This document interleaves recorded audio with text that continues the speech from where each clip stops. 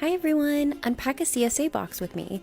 We got this CSA box from HomeGrown Direct in Georgetown, Kentucky, and let's see what kind of goodies they have.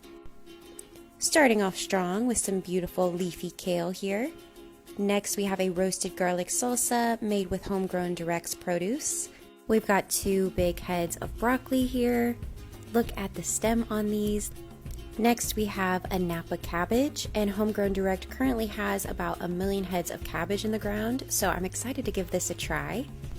We have some sweet potatoes here that I don't usually see in a spring or summer share, so I'm really excited to get to use these for our Fresh Friday this week. Next, some local tomatoes. These are my first ones for the summer. I cannot tell you how excited I am. This is such a long-awaited time. And finally, we have to end on a sweet note. HomeGrown Direct got some peaches this week, and they made sure to put a few in each of the CSA boxes, so let's just say we have big plans for these sweet fruits. Look at all of the beautiful local produce that you get in the CSA box. If you want to see what we're making with all this gorgeous produce, be sure to tune in tomorrow at noon for our Fresh Friday feature.